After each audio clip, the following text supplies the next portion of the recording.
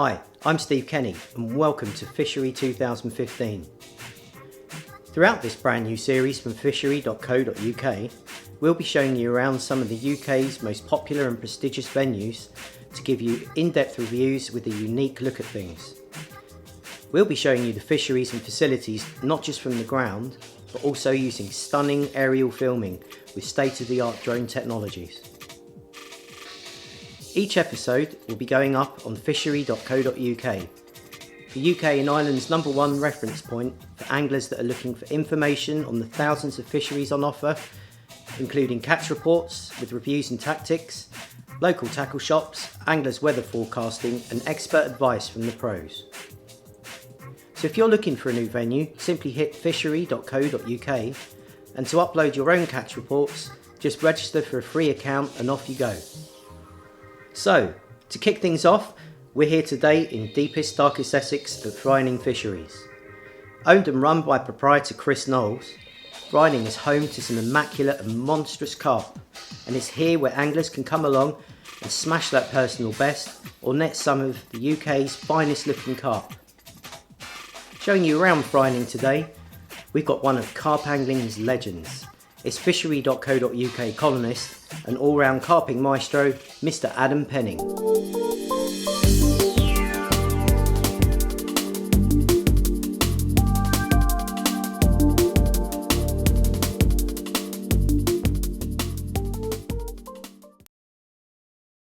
Welcome to the lodge.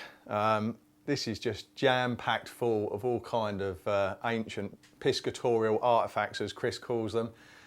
It's a real Aladdin's cave. It's like something out of Indiana Jones. I love being in here. This is a lodge that's available for the members to use to make tea. There's facilities there. There's a freezer for bait, and it's a little hub really for the syndicate, and it's a lovely place to sit in the winter. You know, if you're fishing the lodge or the chocolate finger, swims close by, you can stand in here with your sounder box and keep out the weather and have a cup of tea and talk about all things carpy. So Fryerning is, I guess really, if there was a Premier League of UK fisheries, this would be right up at the top. What Chris and his team have created is something truly exceptional, not just in terms of the fish that are contained here, but everything else that goes with it, from the facilities through to the fauna around the lake. It's got a very, very special aura around it, and I love being here. I've been coming down here for quite a while now. I've been associated with, or loosely associated with the fishery for about 5 years, no, probably about 3 or 4 years now. And it's a place where I've caught my biggest UK carp. And it's a place where I've seen lots of anglers come and beat their personal bests and catch the fish of their dreams. Fisheries like this, of this kind of quality, don't just evolve or don't just appear overnight. They tend to evolve. The best ones do. Yeah, there's lakes around the country that have just brought in great big scaleless leathery hippos and stocked them into a muddy hole, and you know, they don't have much heart or soul, those kind of fisheries, in my opinion.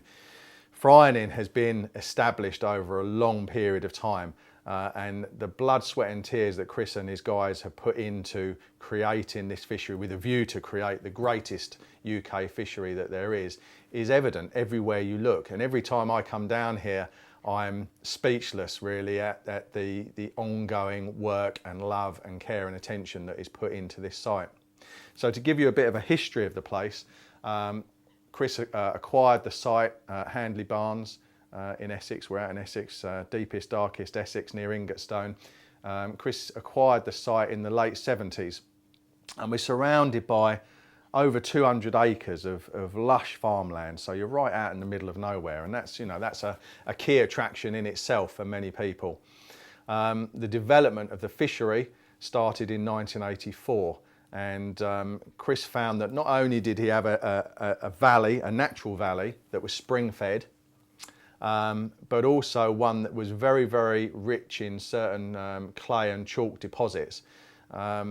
Chris went through the process of learning about creating the ultimate aquatic life environment to grow big fish, and obviously being natural spring fed and having the best mineral and soil deposits was key to that. Over and above that, it was really a process of working with people in the industry and furthering his knowledge so that Chris could grow monster carp. And he's done that very, very, very successfully, as you'll see as we travel around the lake and we look at some of the fish that are contained within it. The fish were hand-picked, hand-grown, homegrown. You know, they're all English fish, and they've been hand-picked for genetics, fast-growing, but also to have good looks. So, I mean, some of the fish, even though from a distance some of the fish might look quite plain, when you see them on the mat, they're adorned with these sprinkling of star cluster, minute little scales, spangles and starbursts. You're just amazing creatures. A lot of the fish are of Redmire heritage and Leany heritage, you know, there's not many lakes around that can boast a stock of fish with that kind of lineage. On top of that, Chris has set up his own laboratory and research facility where he's tank grown his fish from eggs to the monsters that they are today. And some of these fish are approaching and over 30 years old. This is a real established fishery with old, beautiful and prestigious carp living within it. So through the process of doing that, Chris has worked very closely with people very high up in the EA, and as I said, he's furthered his knowledge about what you need in a lake to create that unique environment to grow monster fish. And I've been fortunate enough to travel around fisheries all over the UK. Very few people have I don't think anyone actually has put into a fishery what Chris and his team have put into what we've got down here at Fryerning. So over the course of this program, we're going to be looking at the fishing that is available here. We've got 3 different lakes, each one offering a different style of fishing for the syndicate member. And each one is individual in its own right, not just in terms of the makeup of the lake and the bottom, but the size of the fish, the type of the fish. And we've got a lake on site which caters for lads and dads through to the main lake, which is your hardcore big carp water. And in terms of a hardcore big carp water, the main lake at Fryerning is hard to touch. There are 14 different fish over 40 pounds residing in her depths, and 2 different fish over 50 pounds, 250s. That's quite something. The interesting thing about the stock also is that we have over 45 pounds. We have a common called the Mommon, which is actually closing in fast on 50 pounds itself. It's 47 plus at the moment. There is a fish called the netted fish, which is a genetic leather. It's got 1 or 2 scales on it, but genetically that is a leather carp. And there's a mirror. So you've got 50 pound and 45 plus mirror common and leather fish to go at, which is unique, I believe, for a UK fishery. Other notable fish, the mighty germ. The famous germ is the biggest fish in the lake, which is peaked at the moment at 54.5 pound and is still growing. That's a fish which I was lucky enough to catch when I first came here, and is my UK PB. I caught it a bit smaller at 47 pounds, a monstrous carp. And other fish like the nun, they make up the A team, the hierarchy of mirrors and commons that do get caught within this lake. The backup fish are truly phenomenal. A huge array of 30-pound carp, commons and mirrors, immaculate fish, which is testimony again to the very sensible rules that Chris and the team have put in place on the site. The fish are all mint and immaculate, and they're thriving in this environment, which is really like a huge, great secret garden, but is also a phenomenal carp fishery. We'll have a look at the security, the facilities, and all the things that syndicate members get for their money as we go around the lake. I'm looking forward to getting out and showing you. It's very bright out there, so I'm going to grab my cup of tea and my glasses, and we'll have a look at the main lake to begin with. And as I'm sure you'll agree, for a panoramic vista, there's not many lakes that can touch this. 18 acres of big carp paradise. So I'm going to take you around some of the swims. We're going to look at some of the tactics that are required to be successful down here. And we're going to give you a guided tour. Sit back and feast your eyes. One of the great facilities at Fishery.co.uk is the ability for people to upload their catches straight onto the site, which is a great focal point of information for anglers fishing those fisheries or looking to travel to a new fishery. Down at Fryerning, we've got the old pen and paper method as well, and it's always great for a little sanity check during one of those hard sessions to have a look in the book and see what's been out, where it's been from, because you know, the fish in this lake, they're old and they're big, and sometimes they take quite a lot of catching. If you're going through one of those little lulls and you want to just reassure yourself that these monsters do come out, then just wander down, get the catch report. So there's a book on the main lake, and there's a book on the car park and valley lakes, and all the fish that are caught are documented in here by the members. So every single capture, it's got the swim, the weight of the fish, the name of the fish, the bait, where it was caught from. And a lot of lakes around the country purport to have great big fish, and I can tell you that quite a few of them don't actually have those fish in there. Down at Fryerning, everything's laid bare. The fish are in here, the fish are well documented, all the catches are well documented and uploaded onto Fishery.co.uk. Everything's here. All you need to do is flick through, have a look at them, have a look at the gallery and the lodge, and if that doesn't inspire you with confidence, then you're beyond help. So they're all out there. Go and catch them.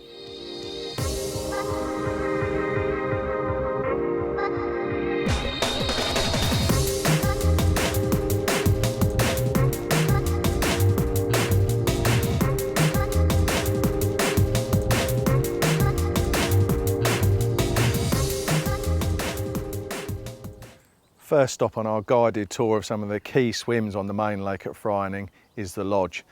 This is the area of water out to my immediate right hand side.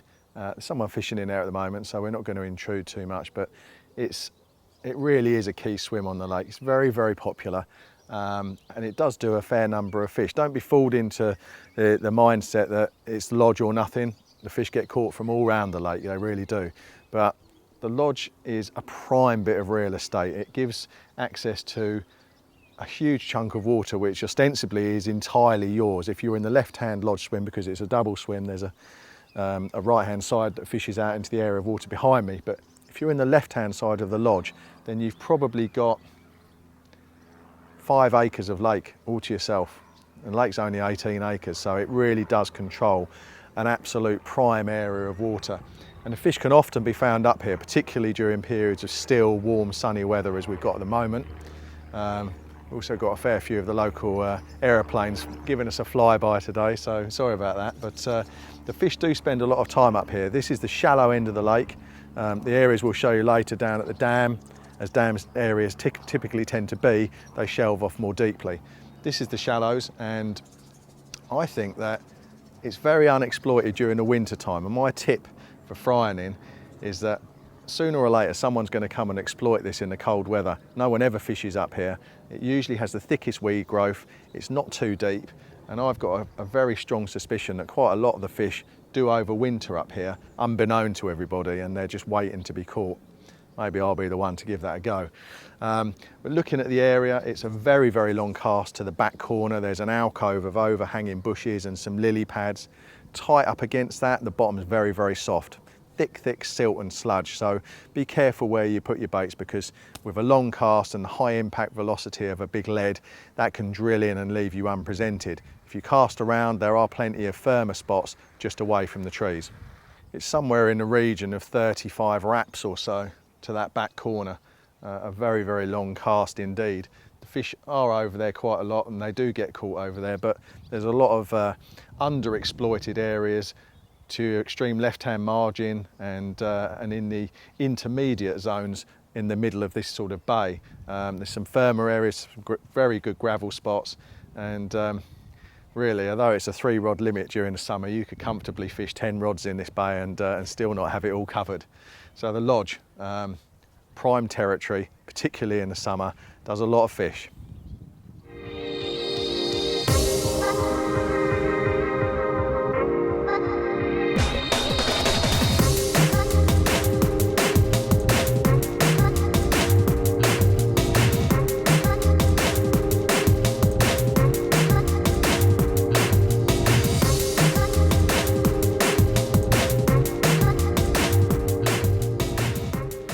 Our next port of call on this whistle-stop tour of Fryerning Main Lake is the point area, conveniently divided into 2 swims, making it very, very social, and it's also a very good big fish area.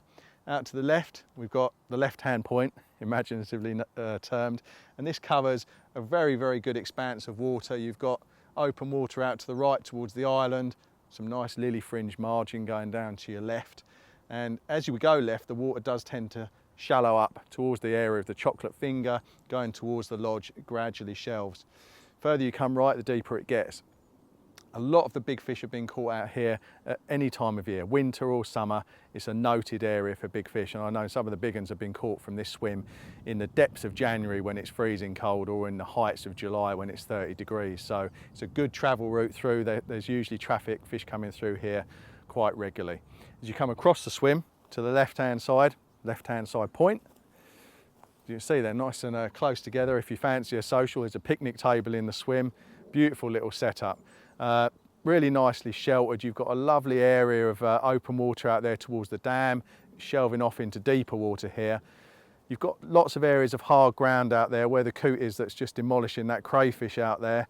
There's a big area of hard gravel ground, so a bit of work with the marker float can pay dividends. So the fish do tend to get caught from the harder spots, and they're much better to present your rigs on. You've got an area out towards the island. Again, there's some good hard ground out there, and the right-hand point is, again, a very good area, particularly in the winter. Does a lot of big fish in the winter time, zigs and bottom baits. I think probably all the big fish in the lake have been caught from this swim. Lovely area to set up. I mean, it's like all of the swims at Fryerning, you're not going to get covered in mud. Beautifully wood chipped, covered with herbage and reeds, and it's like being in a secret garden.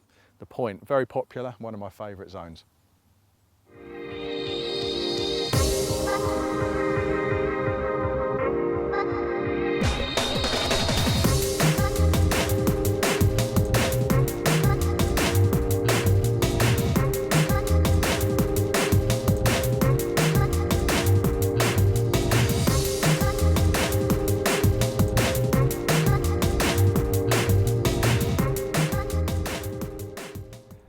One of the many things I love about Fryerning is as you walk around each swim and around the lake, you come across all of these collecting things that Chris has put in place, and it could be a little wrought iron bench like this, or a great big 3-ton block of rock which has been carved out by the Ice Age, and there's a millstone up there which we'll show you later, and Chris collects all these things, and they give a great sense of character to the lake, and makes it very, very different from anywhere else that you might have been. We're in the double dam swim here on the dam wall, and this is a very popular swim again. It commands a huge area of water, but it's probably the only swim on the lake that you can see the whole lake from, or certainly 90+% of it. And as the name would indicate, being on the dam, you've got deep water out in front. Not a huge amount of features really, but it's an area the fish tend to gravitate towards as the weather gets colder, and it's got real form and track record for doing fish in the depths of winter. So as you look back through the records, a lot of the big hits of fish and the big fish individually have been caught fishing out from the double dam. One word of warning though, this faces south, southwest, probably more west actually, but you get those big westerly winds coming in off the Atlantic, and you've got a good, I don't know, 500 yards of draw straight down the lake, and they really gather pace, and they can hit you up on this elevated bank like a freight train. So it's been a bit of a bivvy and brolly graveyard down the years, this dam wall. So if you come in periods of inclement, windy autumnal weather, then be prepared. Long pegs are very, very useful, but a great area to catch a big autumn or winter carp from. It's a double dam.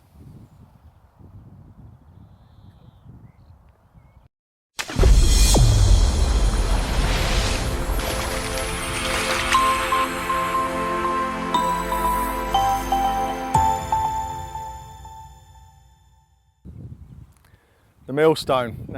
This swim has got a real special place in my heart. It's the swim that bestowed on me the biggest UK carp I've ever caught when I was fortunate enough to catch the germ at a personal best of £47 4 ounces in November 2012.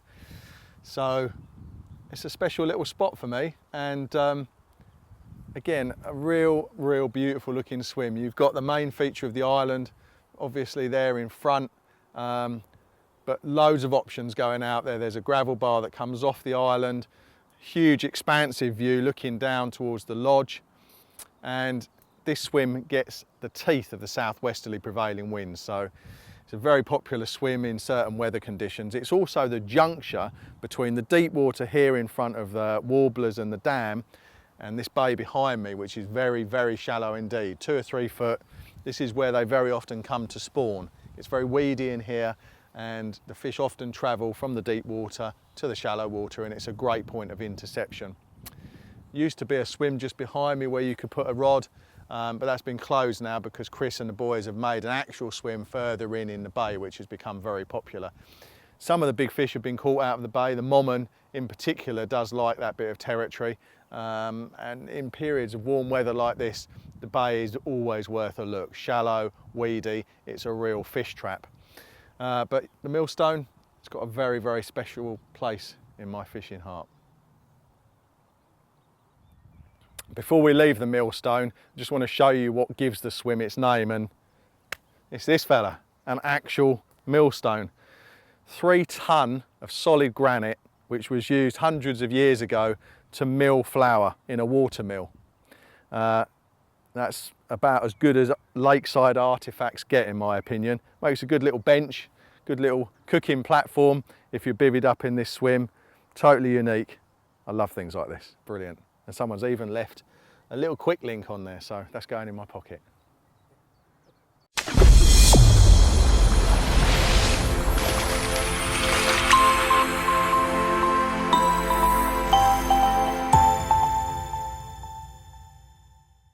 What a swim this is, the Royal Box. Very aptly named really, not because any royalty tend to fish here other than Carl Colucci, but a lot of the guys like to make the extra walk all the way around the other side for the extra peace and tranquility that this swim offers. Not only that, you've got another huge area of water. It's a double swim, so if you're lucky enough to have it to yourself, it's a 15 rod swim. But if you want to double up with a mate, it's another one that's got a beautiful old picnic table in the back there where you can have a little social cook up, and it's probably the most comfortable swim on the lake. I always feel quite at home in here. You've got a lovely island channel running up to the left, open water on the outside of the island, sort of left of middle, and then the expanse of the middle zone, which is a very good bite area in the colder weather. Running up the right hand side from us, get towards swims called the logs and the end swim, which are, with it being spring, we've got a bit of warfare going on between the swans and the geese at the moment, but front row tickets only at the moment. But the lake runs away this way, and the swims terminate after another 4 or so swims, and then the out of bounds area begins, which encompasses that huge area of water in front of the lodge. So this far bank, very tranquil, doesn't get a lot of footfall. It's a favourite for the guys who like to get right away from everybody, and it's also a favourite zone for the fish. They patrol very close up and down this margin on occasion, and historically the weed growth has always taken hold along this margin from the lodge in a thick band all the way along in front of the logs, in front of the Royal Box here, and up behind the island. And when that's thick, you can bet that those fish will never be too far away.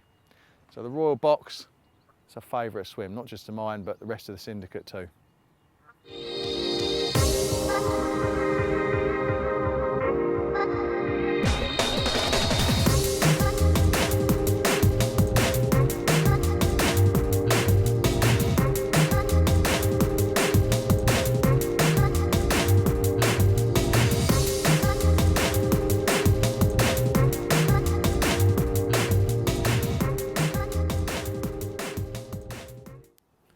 Nestling in the dip just behind me here is the Valley Lake, and it's an absolute gem of a little water. Not only geographically is it between the car park lake and the main lake, but it's also in between the two in terms of its difficult levels. Now, the Valley Lake is the perfect stepping stone from the car park lake, which we're going to look at shortly, which is a great lake to get a bite on, cut your teeth, learn carp fishing in some cases. But once you progressed a bit and you want to catch some 20s, 30s, maybe a bit bigger, the Valley Lake is the one. It's crammed full of beautiful, heavily plated 20-pound carp, quite a few 30s and up to 37 pounds, and they're still getting bigger and bigger. There's no doubt in my mind that in the coming years, there'll be a 40-pounder swimming around down here as well, such as the success of the growth story of the fish on this site. The fish are predominantly mirror carp. There's a few commons, but they're characteristically very heavily plated, stunning, stunning looking carp. The lake's not very big, as you can see. It goes around in a kind of bootleg shape behind us, but it's very manageable. It's very picturesque, very serene. One bank is no fishing, and because it's only a 40 or 30 yard cast, people tend to fish across to it, walk round and bait up. And the water responds very, very well to floater fishing. All in all, if you want some action-packed fishing for a very, very good stamp of fish, then the ticket on the Valley Lake is very hard to beat.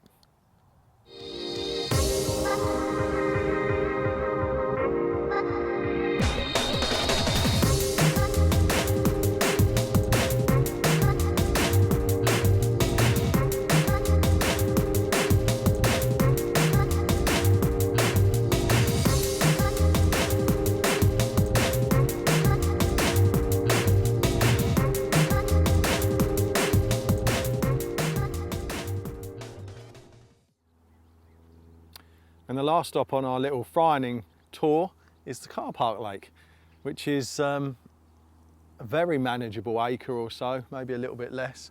And it's one of those great carp waters where you can always go to get a bite when you're down on your luck.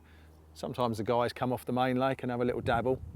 It's a great place for, I call it a lads and dads water. So it's a great place for that sort of thing to go on. And if you're trying to cut your teeth carp fishing, or you just fancy getting a few bites, which, let's face it, we all love doing, this is the lake for you.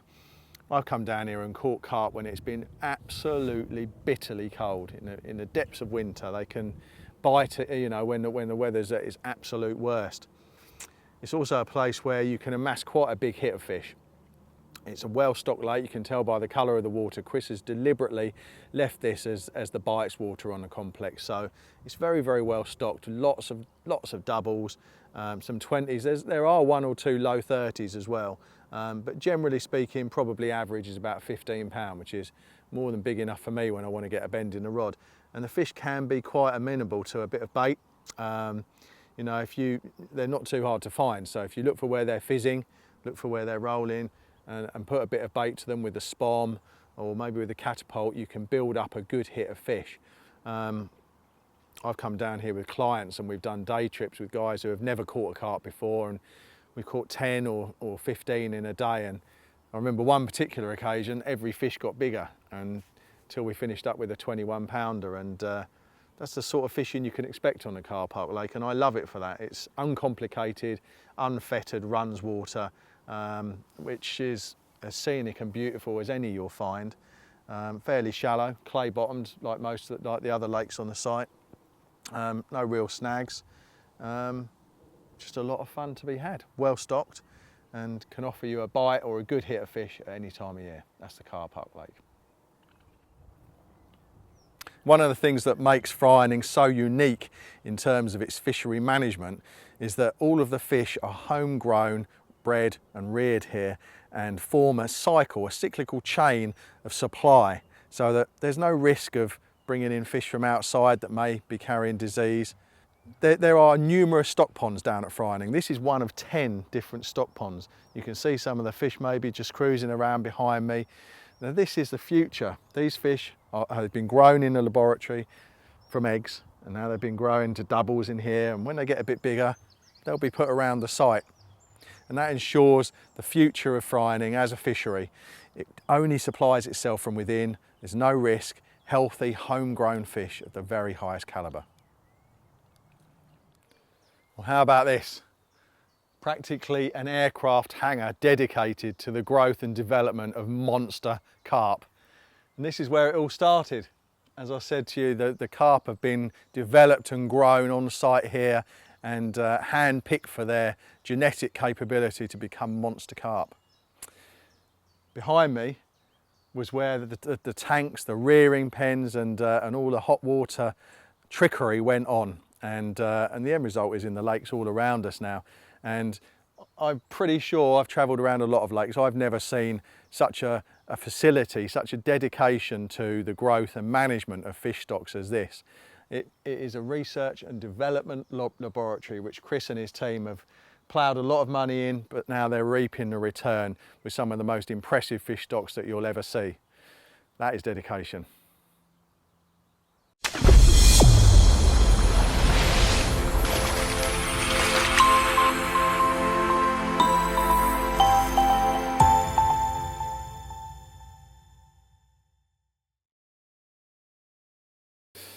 So we're down on the valley and we're going to have a brief chat about the tactics that are required to succeed on this lake. Now, although it's a well-stocked 20s and 30s water, the fish are, again, they're no pushover, and you need to angle for them with a bit of guile and a bit of respect. So some of the tactics that have worked for the members down the years include surface fishing. This is a fantastic surface fishing water, and I'm watching a few of the fish cruising around out behind me enjoying this humid weather and thinking I might have a little go myself once we're finished working. Other things that work really well in here, things like particle around the edge, the usual sort of combination, sweet corn and hemp works really well. Fish love boilies on here as well, and also method mixes. That's always been a very successful tactic over here, so bear those things in mind. There's only one real feature out here, which is a big gravel bar which is situated in the main bowl end of the lake.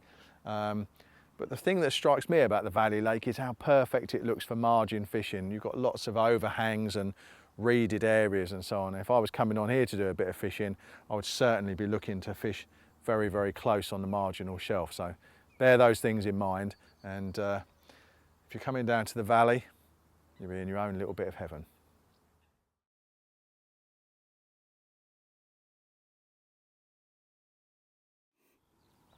Okay, so we're going to have a quick look at some of the tactics required to be successful on the main lake down at Fryerning. Again, as I've mentioned, it's a testing big fish venue. The fish are no fools, and they take some angling for to get caught with any kind of regularity. They've seen it all over the years, let's say that. So the thing to bear in mind with on the big lake, on the main lake, is that there is a population of crayfish, and so that does mean that we need to take that into account when we're thinking about tactically how we're going to approach these carp. Personally, I prefer to keep things very, very simple. I'll show you my rig in a moment. So a simple, straightforward rig. Avoid things like tungsten putty, because if you balance things with putty and the crayfish eat it, then you're kind of left with a mini zig rig. Plastic hook baits are favoured by a lot of the syndicate members, and the fish can be caught on a variety of tactics. A lot of fish do get caught on singles and two bait stringers. But at certain times of the year, the fish can be caught over big beds of bait. Although I think it's probably fair to say that that tactic hasn't worked so well of recent years. The best anglers that I've seen, or the most successful anglers that I've seen down here, have just baited fairly lightly with a throwing stick or even fish bags and have caught quite well. So when I came down to Fryerning, I determined that I was going to fish a boilie approach, which I've done for the majority of my time down here. I've done some solid bag fishing, and I've caught some fish like the nun fishing over areas that I baited with a spom. If I'm doing that kind of fishing, I like to mix up hemp and boilie crumb. Boilie crumb is fantastic for keeping fish in the area, and also if the crayfish do wander into the area, it's very difficult for them to clean an area completely of crumb. You know, there's a smell down there, a hue of aroma on the bottom constantly. So that's a successful tactic that I've used down here in the past. And if I'm not doing that, then solid bags have accounted for a few fish for me, and as has boilie fishing. Straight boilie fishing has caught me the biggest fish out of here, or my biggest fish out of here, the germ, and a few others. And the approach that I tend to favour, I'm just getting eaten alive by something on my arm there, excuse me. it's the summer heat now. Everything's coming out. The carp are cruising around looking like they're going to spawn, and it's a beautiful day down at Fryerning. But I digress. The rig that I tend to use for my boilie fishing is very, very simple. So I have a very short length of lead core leader, which I've removed the lead from. It's not against the rules to use lead core, but just for personal preference, I like to keep everything nice and supple and safe in case I ever lose a rig. I've got a top bead set 4 inches or so up from the lead. Some of the bottom here at Fryerning on the main lake can be quite soft and choddy. I generally tend to fish the firmer areas, but this rig was fishing on a softer piece of bottom. Whatever lead size I need to get to the fish, I do tend to favour a lead of sort of 3 ounces or more, because some of the really big crayfish, if you've got 1.5 ounces of lead on, they can walk off with the whole ensemble. And down on the hook link end, I favour a short, stiff piece of fluorocarbon. So I've got a loop by the swivel, overall length about 4.5 inches, a nice big hook. They're massive carp in here. I don't worry too much about hook size, but one of the reasons I've got this big size 4 barbless hook on is because I'm fishing a big hook bait. And this is a toughened, hand-rolled hook bait, which is about 22mm in size. And around that I've enmeshed it in fox armour mesh to give it the resistance and resilience to defeat the crays. I can leave it out there all night with confidence. In fact, this bait has been out all night, and you can see it's still angling perfectly well.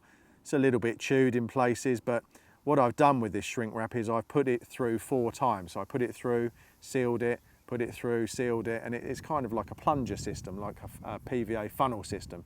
Keep putting the boilie through. So I've got 4 layers of mesh on there, and on the last ones I just take a lighter, blob it down so that there's no tag ends that can come undone, blob down the other side, and that's that. The last thing that you need to do, if you use super sharp hooks as I do, which are hand honed using the Jag kit, then it is a good idea to put a bit of dissolving foam on the hook point, because sometimes the point of the hook can get caught in the mesh on the cast, and you don't like that, and you don't really want that. So that's the setup, very simple.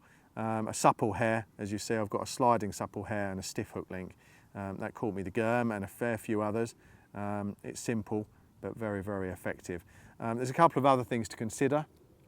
Fryerning is a barbless only water, has been for ever since it's been created, as far as I'm aware. And you know, the testament, or the fish's mouths are testament to the validity of that rule. The fish are in pristine condition in Fryerning. It's been a barbless hook water for a very long time, and the fish are thriving. So bearing that in mind, I would advise against coming here and fishing with really slack lines and a barbless hook, because as I said earlier, these fish are very pressured fish, and if you're fishing a barbless hook on a very, very slack line, you're giving them unnecessary chance to get away with it. And believe me, they will mug you off if you give them half a chance. So I tend to fish with my tips down low, a direct, not bowstring type, but a direct line with a good sized bobbin, so I'm getting indication as soon as anything moves the bait. If you get little creeps of the indicator, little knocks, don't worry, they're just crayfish knocking the line on the bottom. If you get a carp, you'll know about it, and it will usually ramp off. So that's just a little brief appraisal of the tactics that I've employed to success on the main lake, as have other much better anglers than myself. I joined Fryerning, one of the reasons I joined Fryerning was to do some surface fishing, and I've long harboured an ambition to catch a 40-pound carp from the surface, and it strikes me that Fryerning Main Lake might just be the place to do that. No one really does it up here, and I've just been waiting and waiting for an opportunity to do that. So I'm going to get this cast out. It's a beautiful evening. Our day's work is done here. I'm going to flick the rods out for a little while, and if it's like this tomorrow, I'm going to see if I can get a big carp off the top on floaters. But I hope you've enjoyed watching, and if you come down to Fryerning, I'll have the kettle on for you. Come and say hello.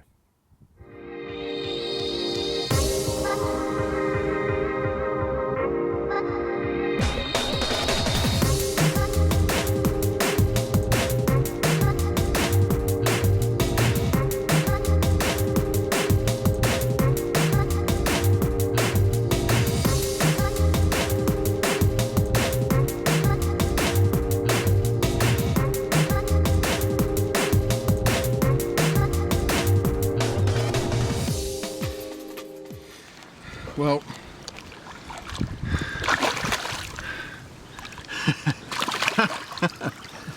this is a fish called 4 scale, 39 pound 4 ounces, which is a new floater PB for me.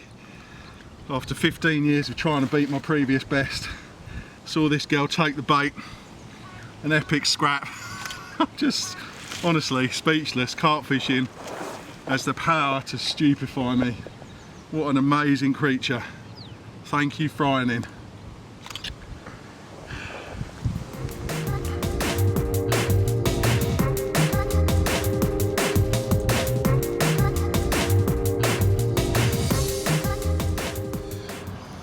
Well, after being blown away by a 39 pounder from the surface on a floater, the next couple of nights went without any result. I've been working my socks off trying to get a bite, and the fish, there's been nothing caught on the bottom over bait for a while now, and it's really hard going, as all the guys will tell you. But been playing around with zigs and changed colour, changed depth, the usual story, and eventually, whilst I was packing down at the end of my session, I had a bite, just one bleep, and this creature was the result. By far the biggest fish I've ever had on a zig. That's 37.2. We're not sure of the name, but what a creature. Fryerning magic. Another PB, a zig PB, and a session I won't forget in a long time. Wow.